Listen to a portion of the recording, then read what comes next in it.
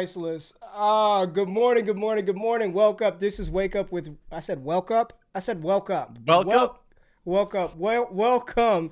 This is Wake Up with Ray G, presented by Bets TV. It is Tuesday, September 21st. We are done. Week 2 of the NFL season is over. We are on to week 3. I hope you guys won all your matchups, won a lot of money. Hello to everybody in the comments. Jordan, how are you this morning, my friend? I've been better. I'm in shambles right now. With a lot of people. There was a lot of people yesterday who were touting the Aaron Jones rushing yard prop, 67 and a half. And I hate to talk about it now, but I'm just so sad. 67 rushing yards. Like, Oh, why? Bro, the amount of times there was a holding call. There was one drive. There was 2 holding calls where Aaron Jones got at least 9 yards combined. Both plays were called back because of holding. And yeah, I know Elliott missed a same game prop because of that. Chris Meany didn't hit it. He talked about it on his show. A lot of guys were touting that prop because, again, history said he'd get about 90 yards and he didn't get it. So I'm pretty pissed off. Like, that's a bad beat, especially for a guy who had 40 receiving yards on top of that, 4 touchdowns. It's just, I couldn't believe it. I couldn't believe my eyes, man. It was terrible. 67 on the dot. I lost one last night as well. Aaron Rodgers. I had Aaron Rodgers over 7.5 rushing yards. He had 6. He had 6. Get one more yard. Was it the kneels at the end that killed him? No, man. It might have been. There were a couple of times where I thought he would run, and then he would throw. He threw one to Devontae Adams. So I'm watching. I had everything else right. I would have smashed his 5-leg parlay, and Aaron Rodgers, I took him. Just get 8 rushing yards, Rodgers, and I should have took and Jared Goff's rushing line was like 4.5, and then he ends up with what's Goff had. I know 40. He had one long run. He was the leading rusher on the team. Oh, yeah, he led the Lions rushing. You can't make that up, man. You can't make this shit up. Was it a profitable week of betting for you? Did you come out on top this week? We're gonna put together like a Google thing just for the show for bets that we talk about. I think I did hit that parlay. I had a teaser, $100, won $550, but all the other BS that I missed on. I think I only netted $80 on the weekend. Yeah, I was down a little bit because some of the props I really liked didn't hit. Like the shark prop didn't hit, the Hamler prop didn't hit. There was a couple really good ones that did hit. You know what else didn't hit was the Christian McCaffrey prop because one of the receptions was a rush because Darnold threw it behind the line of scrimmage because he was getting mauled by defenders. And that's why it didn't hit. I was so mad about that one too. But again, 6 receptions for a running back is still a lot. But yeah, that was another bad beat that I had over the weekend that didn't quite get there. But there was a couple of good ones. The worst one that I had, it was Devonta Smith over 3.5 receptions. I had that everywhere. And then he goes out there in 2 for 16. That was a brutal beat. I had Rager longest reception. I think his long reception total was 19 and a half. And he scores that touchdown, but then he steps out of it was a bad week. Eddie, what's up, man? Speaking of working out, I was telling Jordan before the show, my wife, so I'm on this, I'm 35, I got to get my life together. I know. I got to get this body back to tip-top shape. So I'm committed to eating better, to working out more consistently. So my wife, she gets up at the crack of dawn. She's up at 4:30 every morning. So for the past couple of days, we get up about 4:45 to go work out in the gym. We got a gym in the garage.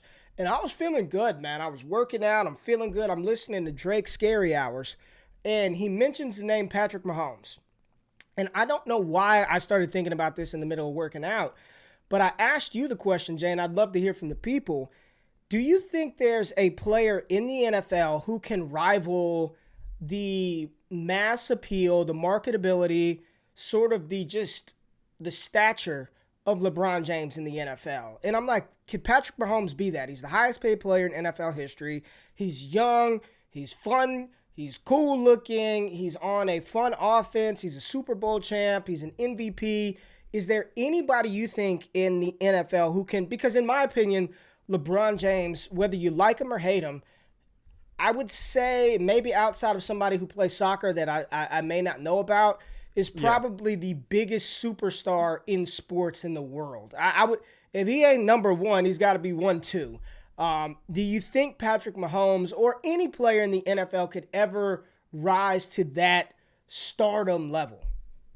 So for me, the biggest problem, and it comes down to a lot of marketing with the NFL, but the biggest thing is the helmets, right? When LeBron James plays basketball, you see his face, you see his reactions, you see everything LeBron James. But when these players throw on these helmets, that's why a lot of even the B level talent in the NFL, not the top tier guys, but even just the guys just below them, don't get the same recognition because they're not front facing. You don't see their faces. They're not even doing press conferences. Like Aaron Jones scored 4 touchdowns yesterday, and there may be people who are just discovering who Aaron Jones is yesterday. But he's been playing on the Packers for 4.5 years. But to talk to your point about Mahomes, I think Mahomes could be that, but I just don't see it happening to a LeBron level. And part of the reason why is because LeBron still is playing, right? You're never going to eclipse LeBron James. It's can an NFL player be the next big thing after LeBron James is the real conversation? Because no one is going to take over LeBron. No one's even going to get close to LeBron, in my opinion, while he's still playing. And even once he retires, he's still going to be a massive figure, in culture, in sports, all that stuff, the way that Michael Jordan is. But I just don't really see it from an NFL player. They're going to get their commercials. They're going to make lots of ad revenue, but I don't necessarily see that level of impact. And it's just because I think that basketball players speak more openly about issues. I think they have more freedom as well within their league. Adam Silver is the players commissioner by far. So you think about Roger Goodell and they're not trying to limit what players say, but it's a much different atmosphere in the NFL than in the NBA. So I think NBA players just get away with a lot more and are able to speak their mind, show their personalities, and again, become that man of the people, kind of most beloved in the nation. But to your point about LeBron being the biggest in the world, it's actually, I'd probably say Ronaldo is the biggest sports star in the world. What I found out the other day actually is that he has more Instagram followers than residents of the United States of America, which is pretty crazy. What? Yeah, he has more followers on Instagram than people that live in the United States. How many followers does he have on Instagram? Like 360 million or something. There's more people in the United States than 300 million. That's just what I heard. I think it was on is I think it was there? on ESPN Daily, yeah. It's like 1 billion people here, right? You don't think so? 1 billion? No, man. There's know. like not even 400 million. Oh God, it is. There's only 333 million people in the U.S. Yeah. See? Dude, when I drive down I-30 here in Dallas, it feels like 1 billion damn people. So I'm just telling you right now. So Matt Bruning said, I said could Lamar be that guy? And he mentioned Lamar. Neil from Clock Dodger said, basketball is a sport played across the world. Nobody cares about football like that but Americans. It's true. I just, even so, like, I don't know. It's just interesting, man, because I do think Mahomes, even though have we seen a lot of his personality? Like, I mean, I personally don't think so. I don't think so. We've seen it a little bit. He's been in a couple of like black activist commercials and stuff like that. But outside of that, he's just Mahomes. And he's a great player, but he's never gonna be a great figure or let's say like a cultural leader the way we kind of view LeBron now. Let's be real here. LeBron had a lot of stuff working sort of like in his favor. He was from Ohio, from Akron, Ohio, a kid from Akron. I mean, he was on the cover of Sports Illustrated at, 16 years old, right? At junior in high school, St. Vincent, St. Mary. He gets drafted by the hometown team in Ohio, Cleveland, and takes a bad team to the NBA Finals like in his second year. Second or third year. He took that terrible team to the finals. They got swept by San Antonio, but then leaves, then comes back, wins a title goes to Miami, wins 2, goes to 3, leaves, comes back to Cleveland, wins a title in Cleveland, wins another title in LA, and could potentially win another. Like it's tough, man. I don't know. It made me think: could anybody in the NFL rival that stature? But maybe you're right. Maybe it's not. And if you want to be real, the crazy thing is, I think like the biggest star in the NFL right now, from a personality standpoint to play on the field, in my opinion, it's like the oldest player in the NFL. It's Tom Brady. Like, we've seen more personality from Tom Brady in the last 18 months than we had in his entire 20-year career in New England. Like, he seems to be more of a, like, my wife will see Tom Brady and she'll be like, that's Tom Brady. She'll see Patrick Mahomes, and I don't know if she would, like, and that's the thing, right? To be a superstar, even the most casual or non-existent fan needs to know who you are, right? Like, I don't listen to country music, but if you name the top country music artists, I know who they are. Like, I know who they are. I couldn't name, you could have $1 billion sitting on the table for me right now, and I couldn't name 3 Garth Brooks songs. I don't even know if he's the biggest or biggest. Shania Twain, Tim McGraw, literally $1 billion in cash, and maybe Achy Breaky Heart. I don't know. I have no clue. I don't listen to country, but I know those players. I know those people. Tom Brady, I think he might be the biggest star. Yeah. In the okay, NFL? But here's the question for you, right? What is the gap, if you're going to put maybe a number or a percentage or whatever, between LeBron James and Tom Brady? Because I think it's pretty damn big, personally. Like, that gap of stardom between LeBron James and Tom Brady. I think it's probably pretty big. I would go as far to say LeBron is 2 or 3 times more famous and recognizable than Tom Brady. Probably. I mean, I can't argue that. I mean, Allen Iverson is probably more recognizable than Tom Brady. You know what I mean? Or Kevin Durant, for that matter. Giannis Antetokounmpo. LaMelo Ball. You know what I mean? He may be more I guess it is. Just they're in helmets. They're in pads. The NBA, have you ever been, like, close in an NBA? Like, they're right there. Like, at an NBA game, you're right there on the court with them. Even at the 50-yard line, the closest seat you can get in the NFL, unless you're in the end zone and they score and run over there, like, you're nowhere near the field of action. So you said Trevor Lawrence, which is interesting, and I saw a comment. Somebody said Arch Manning. Like, do you think that's probably the closest? But you think about Arch how Manning? long. You think Arch Manning could be really? I don't think he could, but I'm saying, like, that's the kind of path that is required. Like, we're talking about the LeBron path. Arch Manning, people knew who he was when he was, like, 13 years old. If he goes to college, wins, like, 2 natties or something, I don't know. Like, then he goes to the NFL #1 pick, and then he's winning championships. Like, again, you think about LeBron's trials and tribulations. Like, he's 16, 17 years in the league. So he has a long resume, longer than people probably even realize. So he's been to, like, 11 or 12 finals, all these things. Like, that's where the Tom Brady comparison is necessary. But I just don't know, if you don't go that path, I'm not sure how you get there, unless you maybe go the Kobe route where, he became super famous, or Shaq became super famous. But all these guys were still top 5 picks. Patrick Mahomes, I think, was, like, 15th overall, and Deshaun Watson, like 13th overall, or whatever. So it's like, they're stars, but they're not superstars, like transcendent sports figures. A lot of stuff would have to happen for Arch Manning to get in that realm. But, I mean, your granddad is Archie Manning. Your uncles are Peyton and Eli. They're Super Bowl champs. They're future Hall of Famers. Well, Peyton is a Hall of Famer. Eli's he probably should. When they showed that graphic last night of the top passing yard leaders in NFL history, it was like Rivers, Breeze, Eli Manning, Matt Ryan is top 10. Ben Roethlisberger's on there too. I think he's like top 10 in NFL history in passing yards. Now, I get the game today is different than it was, but just to see some of those names, like, I mean, Ben is a Hall of Famer, Eli's a Hall of Famer, Rivers is a Hall of Famer. Matt Ryan is top 10 in the NFL.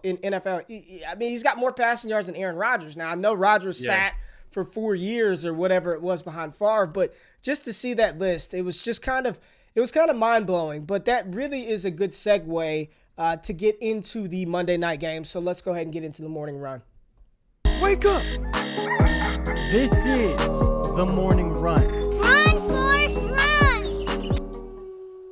So last night we saw the Detroit Lions and the Green Bay Packers play. In Green Bay, they won the game. And it was pretty convincing after the first half, in which Detroit, I think it was like 17-14, 14-14. Detroit kept it close. They came out playing really well. Jared Goff had all kinds of time to pass the ball, and he did a really good job in that first half. But in the second half, they got absolutely exposed, and they could not stop Aaron Jones. Aaron Rodgers didn't have to do a ton. Devontae Adams got his, still didn't get in the end zone. Aaron Rodgers, 22 for 27, 255 and 4. Jones, 67 rushing yards, 6 receptions, and 3 touchdowns on those receptions. Tay Adams, 8 for 121, and Big Bob Tonyan had 3 for 52 and a touchdown. Jared Goff, 26 for 36, 246 and 2, had an interception, had a fumble, led the team in rushing. DeAndre Swift, him and Jamal Williams. Garbage time monster. Garbage time monster. I don't know what to do with the backfield of Jamal Williams and DeAndre Swift. TJ Hawkinson looks like a beast, 66 yards and a touchdown. And then Quintez Cephas had 63 in a TD. But let's take a look at Rodgers, right? So Rodgers said there were so many overreactions that happen from week to week. So it's nice to come out, have a good performance, get the trolls off our back for at least a week. Aaron Rodgers telling the trolls, telling the people to RELAX, calm down, get off our back. It's 1 week. We didn't play well, but look, we're still one of the top teams in the NFC, and we did this without one of our best defensive players. What did you think about the performance of Rodgers and the Packers, and then also the Lions and Jared Goff?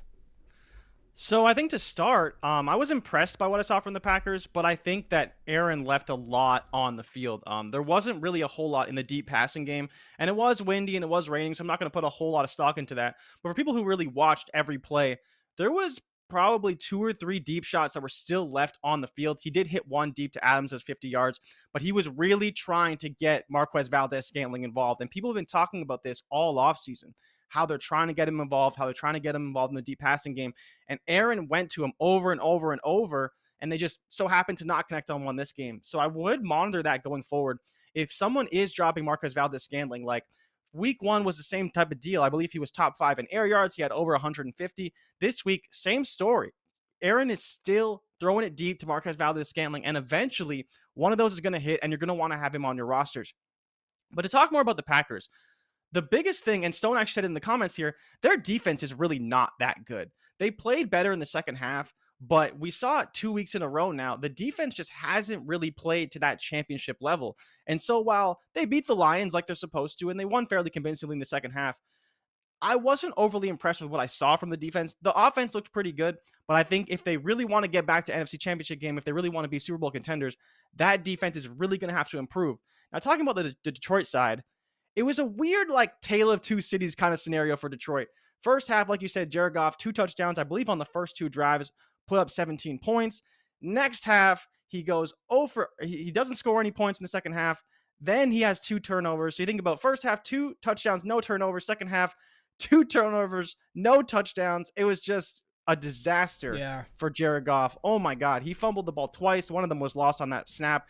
Yeah. It's hard to make of Detroit because they did play really well in the first half. They were winning the game going into halftime, and the wheels just fell off. And I think it's just the difference between a well-oiled, cohesive team run and by a competent coach, all these things. Detroit's still coming together. They're young. They're starting the most rookies in the league. But ultimately, they need a little bit more to come together. But they're definitely better than I think we gave them credit for coming into the season. I mean, and also it's the difference between, when you look at NFL teams and even college teams for that matter, very few teams in football can overcome poor quarterback play. Very few. This is not the days of Trent Dilfer game managing his way to a Super Bowl title with probably one of the top 5 defenses in NFL history with those Baltimore Ravens. You have to have a playmaker or at least a competent quarterback to deliver the ball to your playmakers in the NFL to win. And it shows the difference between just the gap between the haves and the have-nots in the NFL. They're really only, I get it, any given Sunday a team can lose, right? Any given Sunday a team can go down. But for the most part, by and large, the top 6 teams in the NFL every year that are going to be in contention. There may be a shocker team that comes out of nowhere, but when that happens, normally it's because they have a really, really good quarterback that just starts the ball out. And Jared Goff, for as solid as he looked in the first half, I don't think anybody thought that he was going to continue that type of performance all the way throughout the game, because he's just shown throughout his career that's not who he is. He's a serviceable starting quarterback, but he is not. I talk a lot about floor raising quarterbacks, and then like, can your quarterback raise the team around you? Like when everything hits the fan, when things aren't going well, when you've got to do something beyond the X's and O's, can your quarterback raise that team up? Aaron Rodgers can do that. Patrick Mahomes can do that. Lamar Jackson can do that. Jared Goff cannot do that. And there are a bunch of quarterbacks in the NFL. Jimmy Garoppolo is not a floor-raising type quarterback. He's a floor quarterback. He doesn't raise anything. He's just down there, right? But the most disappointing thing was that funny to you? I can't believe you just said Jimmy Garoppolo is a floor quarterback. He's just down there. Yeah, he's just down there, man. He's just a floor. He's like a piece of dust on the floor. You just throw him into the central vac and get rid of him. He's not a basement dwelling quarterback. That's bad. When you roll the basement dweller out there, he's just a floor quarterback. He's just right there on the floor. Like, you see it there. It's like, floor is dirty. It's not bad, but it's dirty. The more interesting development for me from the Detroit side is just the running back usage. DeAndre Swift and Jamal Williams. I don't think anybody is going to sit here and debate about which one is better. DeAndre Swift is the better talent, but he's just not used that way. 8 carries in a game in which the game was close. Even when Green Bay took a lead, it's like they're rotating these two running backs play after play. Like Jamal Williams in for a play, then DeAndre Swift. When DeAndre Swift comes in, you know what's about to happen. They tried that screenplay that they scored on versus San Francisco. That didn't work. It's a confusing offense. And I'm looking at Dan Campbell like, I just don't know what they're trying to do offensively. It just makes no sense. There was no rhyme or reason to that game, their game plan, their game script. And my question to you, man, is Aaron Jones a top 5 running back in the NFL? Is he? Because of the broadcast last night, and I'm just going to say this, like, I'm just not into the Peyton and Eli thing. Like, I'm trying to watch the game. Gronk is on there. His damn internet is skipping, is freezing up. I'm just not into it. I may be in the minority here. I don't mind Louis Riddick and the Monday Night Football crew. I just want to watch the game. I don't care about what Peyton and Eli are saying. Everybody's like hype over it. Maybe I just have not watched enough of it. I just want to watch the game, man. I'm not trying to listen to them. Not feeling it. Miss me on Peyton and Eli. I'm just not a fan. But what are your thoughts on Aaron Jones as a top 5 running back in the NFL? It's tough. It's tough for me to say that he's top 5 because I don't necessarily believe he's a top 5 talent at the running back position. We were talking the other day about, is David Montgomery a top 5 running back? And I think he has some traits that I like more than I see from Aaron Jones already. And we already named, I think, 6 or 7 guys that, and honestly, for me, I think it comes down to the passing game. We give David Montgomery a lot of slack or a lot of flack for not catching passes, but in college, he showed he's a more than capable pass catcher, and it's just kind of his usage in the NFL.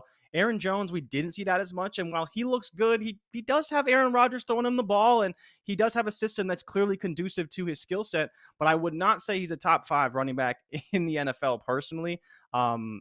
Maybe he's a top 5 rusher if you want to go that route. He certainly scores a lot of touchdowns. Again, I think that's part of the system. That's just the way they play.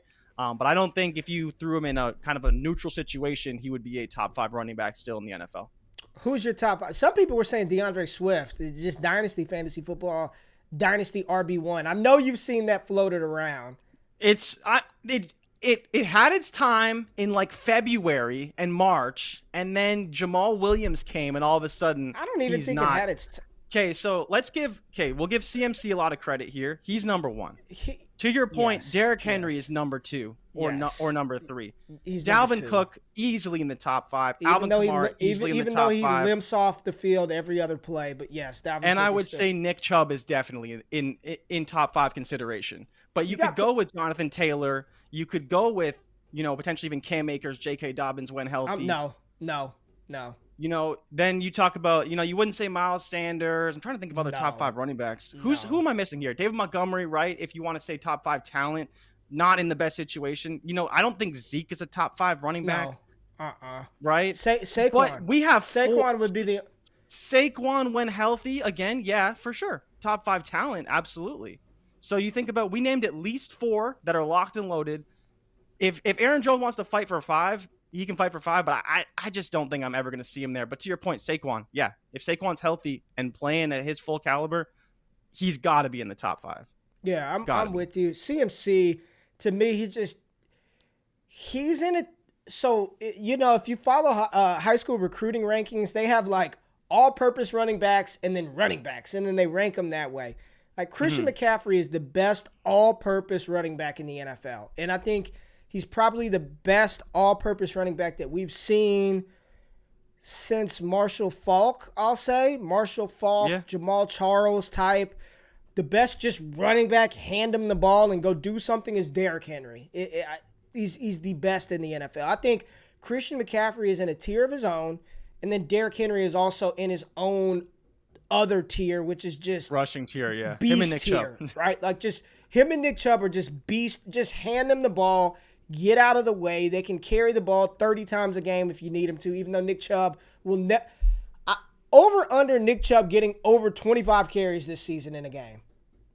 25 in a game? He had 11 last week. He had 11 for 95 last week. Just over. I'm just trying to highlight a point here that these guys just don't exist anymore. I mean, Nick Chubb, 4 years ago, that would be like, what, 25? That's it? Do you think he'll get over 25 rush attempts in a game this season at any point? I'll say yes. In one game, yes. How confident do you feel in that? I would give it I'd give it like plus 400 odds at least. I don't know if they'll give him the ball 25 times. And that blows my mind. I don't know. Yeah, Kareem Hunt is good, but there are game scripts where you could give Nick Chubb the ball 25 times I'm easily. getting to the point where I don't even, unless it's like Christian McCaffrey, Derrick Henry in fantasy, I'm like, RBs don't matter. Like I'm getting real close to that point. Joe Mixon getting that volume, 20 carries back-to-back weeks. He's coming for him. He's getting it. Okay. So anything else from the Monday Night Football game? Aaron, I didn't even use the Aaron Jones graphic, right? Aaron Jones 23, 115, and 4. Dope job by Aaron Jones. Think about the teams that had to play Aaron Jones and Derrick Henry this week. That was just a cluster. I know. Probably not good. So let's take a look at somebody says if he gets 25 plus, the single game record is in reach. I mean, probably. What is the single game rushing record? I think it's like 303. It's got to be a lot, yeah. I'm surprised Derrick Henry hasn't challenged for it. He's probably challenged for it a couple times. He's so good, man. I love Derrick Henry. But let's take a look after 2 weeks of NFL football. Who is your MVP? Wow, who is my MVP? Wait a minute. Real King said the record is only 296? Doesn't that just seem like... That's a lot, though. Doesn't that seem like Derrick Henry should have already obliterated that at some point? But that's 10 yards a carry on almost 30 carries. I know. I just asked a question. He only had, I think, 185 this week on 35 carries. Yeah.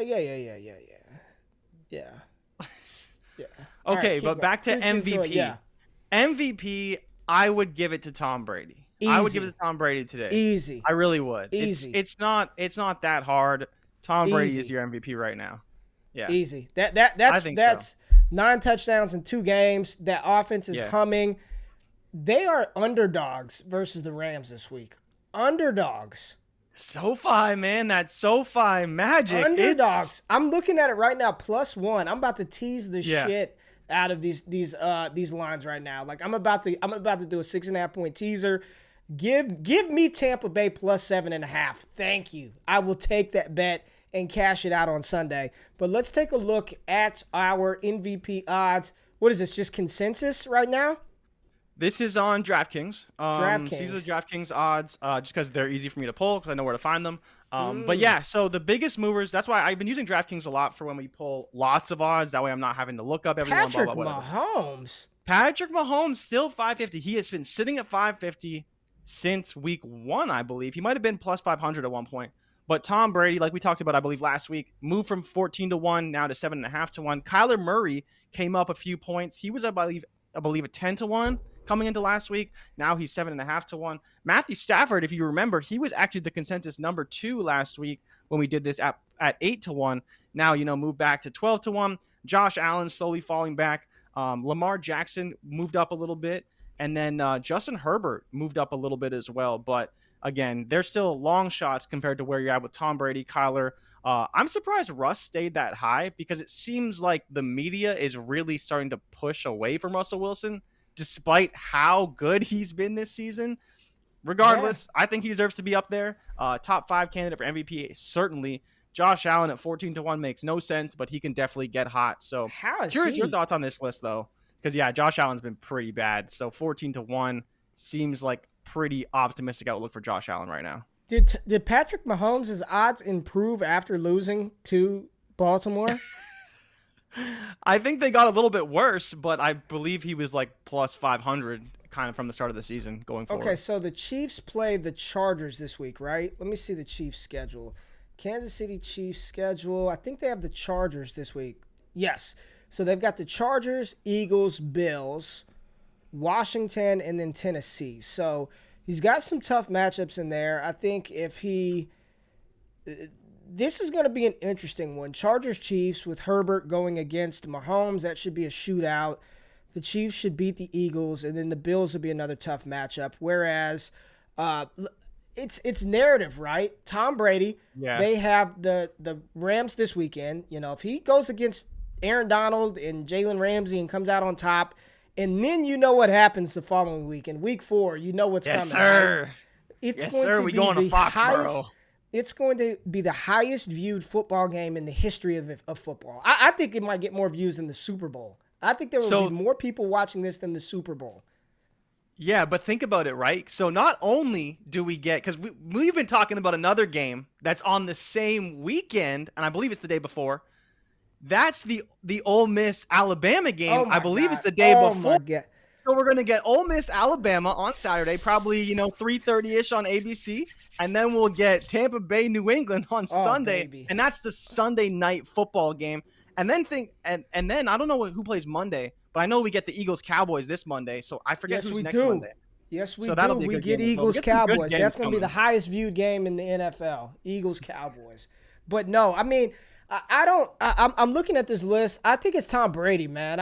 What are Patrick? I'm looking at Patrick Mahomes stats. Let's look up Patrick Mahomes. He's been really good because you remember he's had back-to-back 300-yard games. Yes. I believe he has 6 touchdowns, probably 1 or 2 interceptions. 1 pick, 680 passing yards for Patrick Mahomes. So he is playing out of his mind.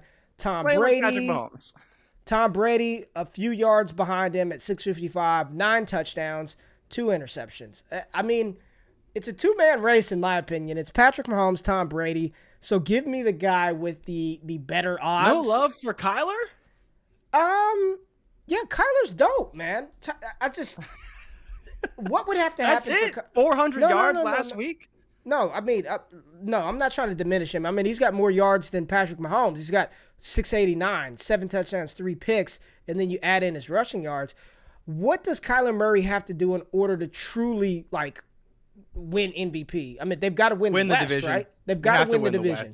They have to win the division, and probably, I would say, if Kyler Murray can win the West, and the Cardinals are a number 2 seed and get that. Well, the number 2 seed doesn't get a bye anymore, right?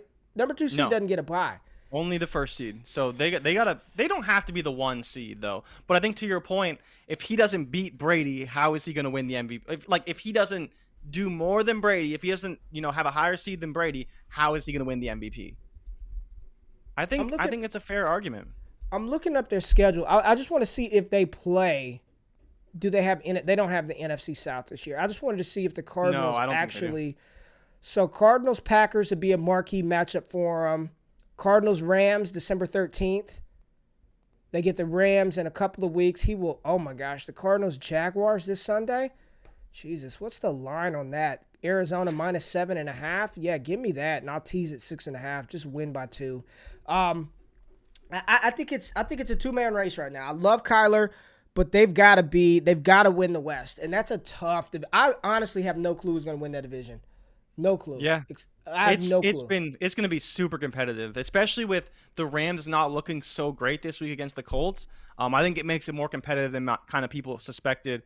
The Seahawks, they had a stupid loss, but I'm not really going to put too much stock into that. I think they can get the ship right. But to your point with the Cardinals, man, they're going to hang around. And while we didn't really give them much of a chance this year to win the West, they're going to be there. They're going to be involved. And they got a shot because they got Kyler at the end of the day. Yeah, so for me, it's Tom Brady. Stone said this is that Detroit bias coming out. Hey, did we tweet out the winner of the joint? Did you tweet it out? It's coming after the show. I was going to do it before the show, okay, but we can announce it now. The winner of the Michigan helmet, which will be mailed probably in November, will be announced after the show today. So we do have a winner of the Michigan helmet. But we'll see whenever that joint. Okay, what else are we talking about? Oh, I want to touch on Alabama Ole Miss and why that weekend of football. Block off the schedule, babe. If you're listening, wait, what weekend is that? October 3rd? It's October 2nd and 3rd. Son of a oh. What you got going on? What you got going on? Dude, that's my son's birthday weekend. My mom will be in town that weekend. Oh, man. I'll be at, like, Fun Zone, jumping around with the kids trample. You better bring some battery packs for your phone because you're going to be streaming it on the iPad. Oh, man. Matt Corral. I love Matt Corral so much. He's such a good quarterback. But let's take a look at the college football slate this weekend, all right? So this weekend, week 4, here are some marquee matchups. Notre Dame at Wisconsin. Texas A&M at Arkansas should be a really good one. Clemson just keeps tumbling down those rankings, even though they continue to win, and good for them because they look terrible at North Carolina State. Iowa State, Baylor. I think that one is probably could be an upset for Baylor. Nebraska, Michigan State. Tennessee, Florida. Look at Florida on the money line. Good night. Minus 1,269. And then West Virginia, Oklahoma. Oklahoma is favored by almost 17 points. And West Virginia is going to give them a run for their money with Dodge and Letty Brown. So any of these matchups intrigue you this weekend, Jordan? I want to see how Isaiah Spiller looks against that Arkansas defense. You know, they've been on the rise for a couple of years, and that to me is going to be the biggest game. But I think to your point about West Virginia and Oklahoma, I don't want to say I'm an Oklahoma hater, but I definitely want to see them lose because I don't really want to see them in the playoff. So if West Virginia could just kind of get that over with, I'd be really happy about that. But I'll be watching for Spencer Rattler. I'll be watching for Marvin Mims. I'll be watching for Mario Williams. So there'll be a lot of reasons to watch the game. And then as well, I want to watch Heupel's offense against Florida. This will be their biggest test so far now playing at Tennessee. I believe Joe Milton's still not going to play. Spanked. They're going to get crushed. They're probably going to lose, but I do want to see how they look. It's his first really, really big test. And then Kenneth Walker, man. I want Kenneth Walker to go off for like 300 against Nebraska. Now, for people who aren't paying attention to the rankings right now, Michigan State is 20th, but Michigan is 19th. So I'm just praying for a, collision course. Michigan State, both ranked in like the top maybe 15 or so. Michigan can probably get into the top 10 because they're Michigan. Michigan State's not going to get the same love. But if we get a collision course, I don't know when they play this season, but Michigan State this season is going to be a big time game. And I'm excited to watch that. I talk a lot of trash about Jim Harbaugh, but right now, we're only going off of the schedule that they're playing. They're looking good, man. 47 points week 1, 31 points week 2 versus Washington in prime time, and then they just dropped 63 on Northern Illinois. They look good. They look good right now. Michigan looks good. I got to give them credit. They look good. Yeah. Schedule October 30th on your calendar. Michigan State. At Michigan State too. So the Wolverines ain't even at home. So they got to win that. They got to win that on the road. Man, the Big Ten is brutal, man. So after that, they've got Indiana, Penn State, Maryland, and then Ohio State. Final game of the season, then the Big Ten title game. It's going to be an interesting race in that Big Ten for sure. But let's take a look at those Heisman odds because I have not even looked at them. You sent the graphic. You didn't look at them? I have not looked at them, so I don't know. Am I going to like who's at the top? Oh, yeah. You'll like it. Am I going to like who's at the top? All right, let's check out the Heisman odds. Yes, Matt Corral. Is this DraftKings? Is this DK? Yes. DK Matt Corral is the Heisman front runner, and you can still get plus money on it. Plus 200, 2-1 odds. Bryce Young, plus 225. Spencer Rattler has tumbled And I told you he's not going to win the Heisman. He's not going to be the number 1 overall pick. At 16-1, Desmond Ridder, yuck. CJ Stroud, disgusting. Malik Willis is just not going to win it. Like, he's not. Sam Howell is not. JT Daniels will not. Travion Henderson getting some love at 35-1. And then CJ Verdell at 35-1 as well. Listen, this is going to be Matt Corral or Bryce Young. One of those two are going to be your Heisman winners. Like, that's it. It's going to be Matt Corral, Bryce Young, and if somehow, some way, CJ Stroud just turns it around and just a lot will have to happen for Stroud to get up there. But it's a two-man race for the Heisman. We're about to be 4 weeks in. It's one of these two. Do you think JT Daniels has a shot, at all? No. Not even if Georgia runs the table? Nope. Doesn't throw enough. Really? Doesn't throw enough. Doesn't throw enough. That's true. No, That's true. Doesn't throw that was enough. my only long shot. Is that if somehow something happens to Matt Corral or Bryce Young, who is next in line? And is there a chance that JT Daniels undefeated Georgia? Zero chance. Kind of with you, but it's 30-1. It's 30-1. It's not. You're wasting money on that one. If I ask you right now, when you think of Georgia, what do you think about? What's the first thing you think about when you think of Georgia? Zeus White. Okay, you think it's a mirror. I think of their defense. I just think the defense too. The defense is just there's no way in hell, Jay. There's honestly, it's Matt Corral, it's Bryce Young. Those are the only two players, in my opinion, who have a shot at winning. Look at the odds, man. It goes from plus 225 to plus 1,600. It goes from 2-1 to 16-1. There's nobody else has a shot at winning this award besides those two. Do you notice the notable omission from this list, which was actually not done by me? It was done by the odds makers. DJ Uyunglele? Yeah, he's 40-1. Yeah, he's not going to win it. And I'm surprised Bijan Robinson's not in here. He won't win it either, but just surprised that he's not in the running either. But no, it's a two-man race, and these two face off in 2 weeks. And I think the winner of this game has the driver's seat in order to win that. And I do think that Lane Kiffin can pull off an upset in Tuscaloosa. And if they pull that off, I think it's listen, they just got taken to town by an Emory Jones-led Florida Gators team. Emory Jones-led Florida Gators. They can run the ball with Jerrion Ealy and Snoop Connor. They can throw the ball with DeMario Drummond and Matt Corral, Jonathan Mingo. They've got everything offensively to pull that upset off in Tuscaloosa.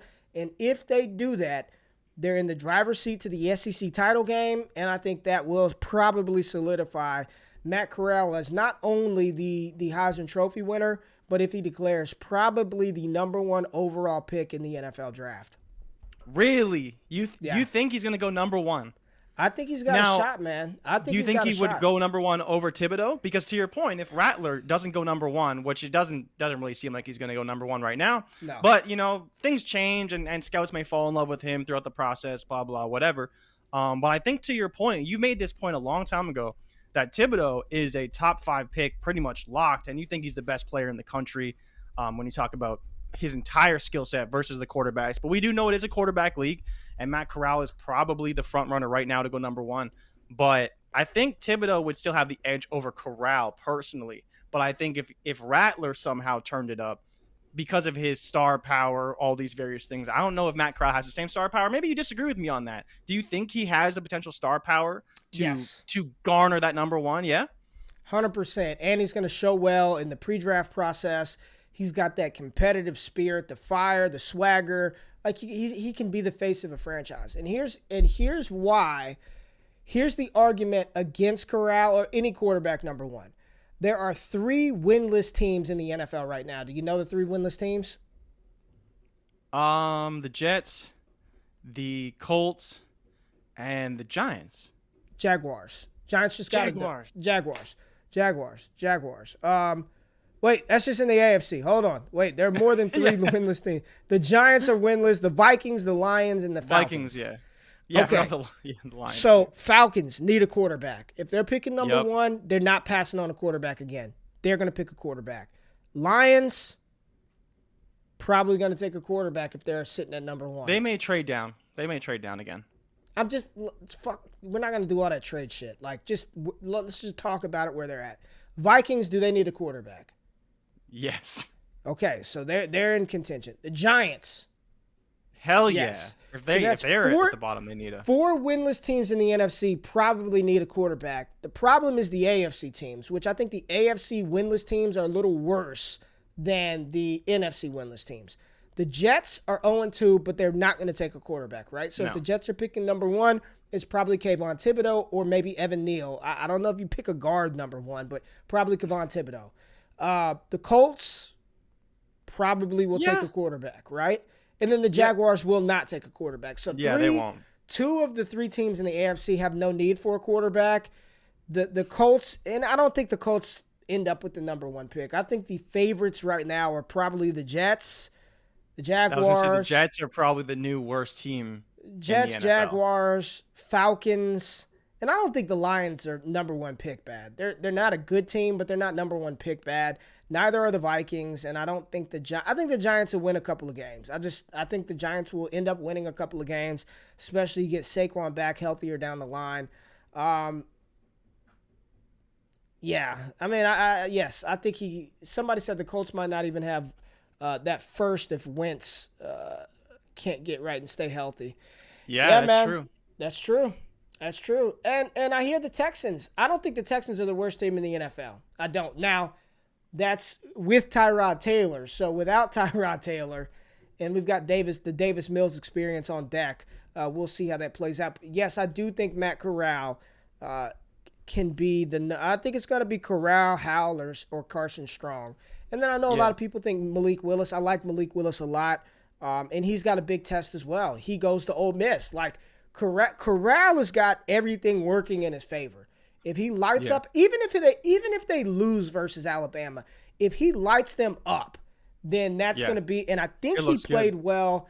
Let me see Matt Corral versus Bama last year. Ole Miss, Bama 2020 in a COVID season. I think he played well in that game. So the game was week 3 of the season, 63-48.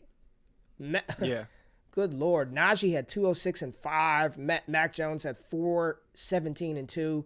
Matt Corral in the game versus Bama last year, 21 for 28, 365 yards and 2 touchdowns. He also added 40 yards on the ground. I mean, that's solid. I mean, versus Bama, at home, he had almost 400. He had 400 total yards of offense versus Bama. No interceptions, no fumbles. So I think he's going to light him up again, and then he gets a chance to go against Malik Willis head-to-head, Liberty versus Ole Miss. Good showcase for both of those. There are a lot of good matchups to kind of like sort out the NFL draft in 2022. But Jay, to your point, though, about the win totals, the Lions are the only team with a 3.5 over-under right now. The Jets, Texans, all at 4.5. The Lions are the team that would seemingly be the betting front runners to have the number 1 overall pick. Damn. Which is interesting. Yeah, it's interesting because I don't know. I really don't know. Please don't let Matt Corral go to the Lions. Dear God, just Amon-Ra St. Brown. Maybe a healthy Tyrell Williams, Hawkinson, DeAndre Swift. It's a good offense. Maybe Penei Matt Corral, Sewell, right? Dude, he's 20 years old. He's 20 years old. He was 19 last year. Like, just that. That blows my mind. He was a teenager last year, and he's a starting left tackle in the NFL. Just crazy. Does Ole Miss play Georgia? Not until they get to the SEC title game. Not until they get to the SEC title game. All right, Jay, close us out. Let's talk a little baseball. And my bet of Vlad Guerrero Jr., is that not looking as good today as it was last week? It's not looking great. Was it last week or was it 2 weeks ago? Because the problem is with Vlad is that he's just not in the best spot right now. He's not hitting overly well. He's playing pretty well. The Jays are doing fine, but he's not getting the RBIs. I don't know why that they're not. They just move him into the 4-hole. Bo Bichette is on fire. He's just hitting home runs. He's getting like 3-4 RBIs a game. The problem for you right now is, when you bet it, what was your bet? Was it 15-1 or 14-1? It was somewhere around there, right? Yeah, 14-1. So it's now plus 750, so it's 7.5 to 1. But Shohei Ohtani is minus 2,500 to win, so he's still a very heavy favorite. Yeah. The biggest problem for you is Vlad has 10 days to catch up to Salvador Perez for the lead in RBIs, and he is 10 RBIs behind.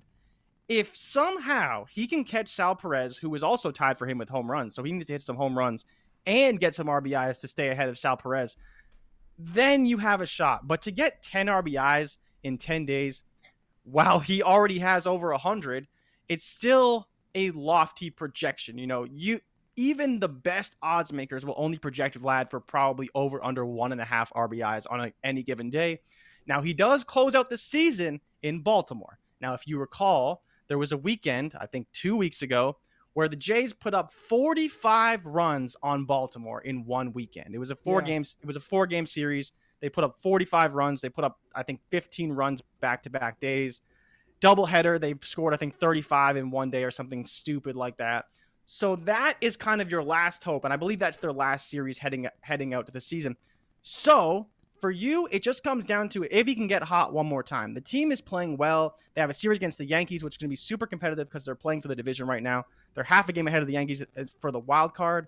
The Boston Red Sox are, I believe, a game and a half ahead in the first wild card spot. Then the Jays and Yankees are fighting for the next spot. Right now, it looks like if the Jays win that series against the Yankees, two of the 3 games, they're probably going to get into the division. But for you, getting into the playoffs isn't enough. He's probably going to have to win the Triple Crown to beat Ohtani for the MVP, unfortunately. It's just how it is, man. Salvador Perez is killing it this year. Yeah, isn't that a record for catchers as well? I think I saw that last night. I believe so, yeah. I think he set the home run record for catchers. Yeah. Best season of his career by a mile. Like, he's hit 30 home runs before, but I did not see this coming. Like, I knew he was hot, and he actually put on a really big show in Colorado at the home run derby. I didn't even know. When I saw Salvador Perez was in the home run derby, I was like, what? Like, are you kidding me? I know he can hit, but I just don't associate him with hitting bombs like this. Yeah. And now he comes out leading the AL in home runs. He could hit 50, which would be stupid for a catcher to hit 50 home runs. Because most catchers, they might hit 20, they might hit 30, but to hit 40 and almost 50 is just insane. Tell me about my boy Tatis. I saw him and Manny Machado arguing in the dugout. And you said, what's going on with my boy Tatis? So I didn't actually know this, right? And this is probably dating back to about May or June or so, when I started to realize that Bryce Harper was having a really good season. And, there's a little bit of hype around him for MVP, but the problem is that Bryce Harper's had that rising stardom. He was that LeBron James figure. He was. Big thing in baseball. He was legit. Yeah. Right? So he had all that hype. He came in. He won an MVP at, I believe, like 24 or 25 years old. So he already won an MVP award. But then the Nats had the falling out. He ended up leaving, going to Philly, signed his $330 million contract. But this season, I don't even know what his stats are. I'd have to look them up. But today I was doing some research on the MVP awards. And it turns out that I think it was as of yesterday or the day before that Bryce Harper is now the betting favorite for MVP, which is just crazy because all year it's been Tatis and Vlad and Ohtani that I didn't even think that Bryce was really in contention. While I knew his numbers were great and I knew he was having one of his best seasons, and the Phillies are pretty good. They're not like anything special, but they're pretty good. And Bryce is their leader. They're the guy that really makes them click. But apparently now finally the odds makers and the people betting are starting to give Bryce some love. And while he has that star power, it's not at its all-time high that it used to be. It really fell when he went to Philly and people started to not like him as much. He kind of took on that villain role. I would almost kind of compare him to Aaron Rodgers, the way that certain people love Aaron Rodgers and certain people hate Aaron Rodgers.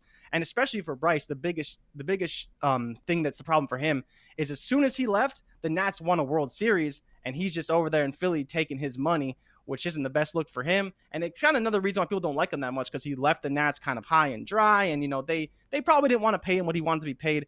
But then the Nats go win a World Series. Now they tear down their whole club. Max Scherzer gets traded mid-season and is the front runner for the Cy Young Award, which is crazy. He's probably going to be the only player to ever win the Cy Young Award who got traded mid-season. That in itself is a crazy accomplishment. I know when he got to the Dodgers, I think he has a sub-1 ERA right now. Dude is just on fire. I believe he has 11 straight 300 or 200K seasons. He broke that record, or he's up there. Like, he's going to be in like Randy Johnson land by the time he finally retires. But yeah, baseball's really heating up. These divisional races are getting tight.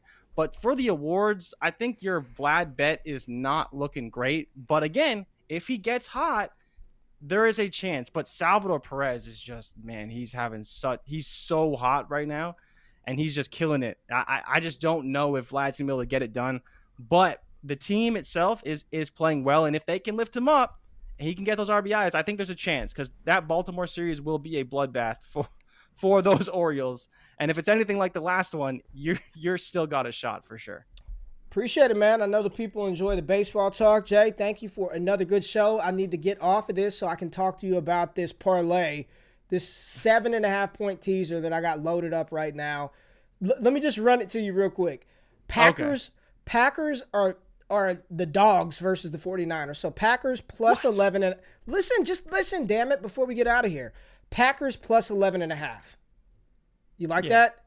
Yeah. Okay. The Ravens versus Detroit -2. They just need to win by a field goal. Okay.